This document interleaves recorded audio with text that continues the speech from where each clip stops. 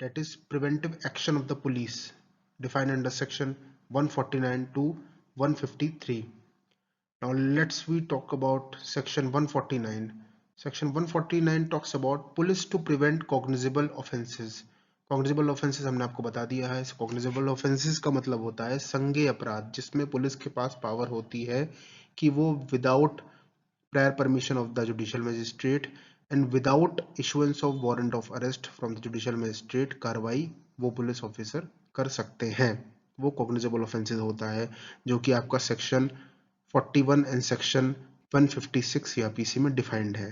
तो अगर आपको समझ में नहीं आ रहा है या आपको कोई डाउट है तो आप ये सेक्शंस रेफर कर सकते हैं. Okay, now coming on to section 149, it talks about police to prevent cognizable offenses. Every police officer may intervene for the purpose of preventing and shall do to the best of his ability to prevent the commission of any cognizable offense committed within his local jurisdiction to which he has authority and power to deal with. यानी कि ये section ये कह रहा है कि कोई भी पुलिस ऑफिसर इंटरवीन कर सकता है for the purpose of preventing any sort of cognizable offence जो कि कमिट होने वाला है या हो चुका है या जो भी है within his local jurisdiction, उसके लोकल जुरिस्डिक्शन में, to which he has authority, जो कि अथॉरिटी है, and power to deal with, अपने ही लोकल जुरिस्डिक्शन में उस चीज को इंटरवीन कर सकता है ताकि वो कॉग्निजेबल ऑफेंस के कमीशन को रोक सके, प्रिवेंट कर सके.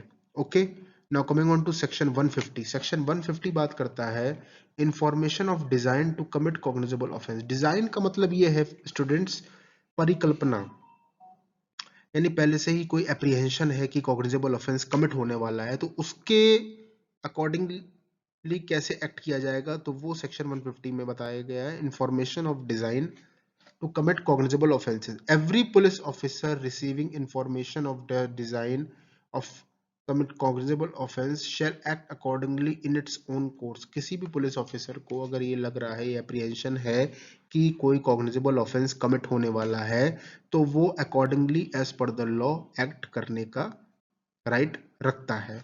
Okay,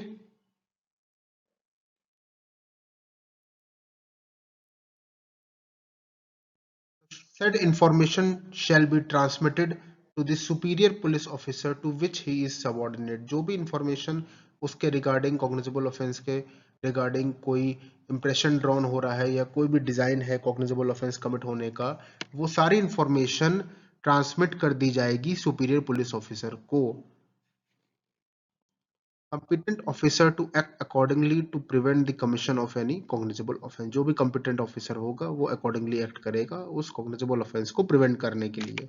Okay, now coming on to section 151, it is the most important section among all these section in chapter 11, which talks about preventive arrest and preventive detention. That means arrest to prevent the commission of cognizable offense.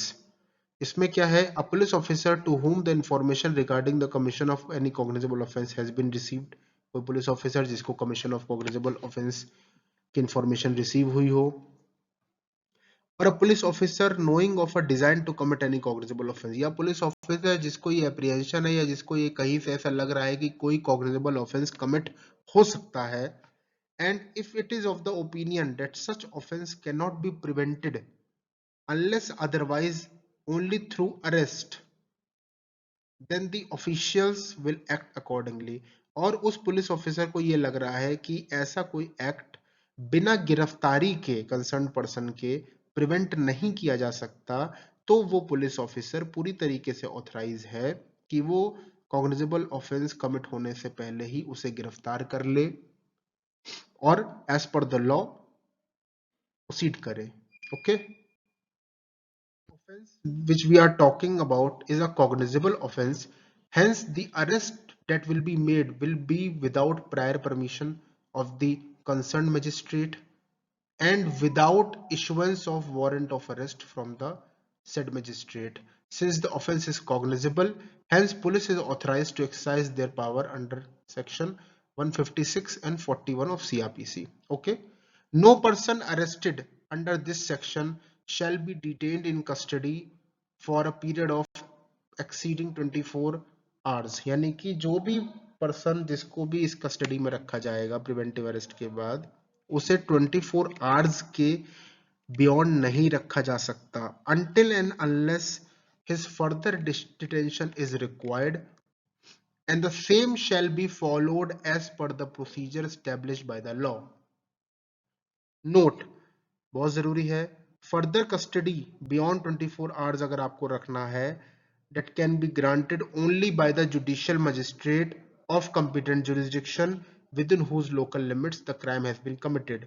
Custody इधर भी police custody और the judicial custody, ये आपको detailing में आगे पढ़ने को मिलेगा सेक्शन 167 सीआरपीसी में, आप चाहें तो रेफर कर सकते हैं. Which talks about remand provisions हैं सेक्शन 167 सीआरपीसी में, कि अगर किसी भी पर्सन को, जो अरेस्टेड पर्सन है, जो अक्यूज्ड है, उसको अगर 24 आवर्स के बियॉन्ड रखना है पुलिस ऑफिशियल्स को, तो नियरेस्ट मजिस्ट्रेट के यहाँ 24 घंटे के अंदर अंदर उसको प्रेजेंट करवाना पड़ेगा, जो कि हम लोगों ने प्रीवियस सेक्शन 57 में पढ़ रखा है.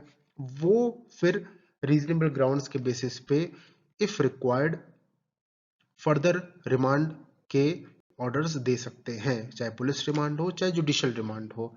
इसको हम पुलिस कस्टडी, जुडिशियल कस्टडी भी कहते हैं. Okay. 152 talks about prevention of injury to public property. Public property को किसी इंजरी, किसी डैमेज से बचाने के लिए prevention. A police officer may of his own authority intervene to prevent any injury to be made out committed to any public property whether it is movable or immovable. यानी कि public property जो भी है उसको कोई नुकसान ना पहुंचाए, कोई इंजरी डैमेज ना कॉज हो, तो उसको प्रिवेंट करने के लिए पुलिस ऑफिसर जो ऑथराइज्ड है वो रीजनेबल एक्शन ले सकते हैं. With in their due course of action वो पॉजेस कर सकते हैं. सेक्शन 152 उनको ऑथराइज करता है. ओके.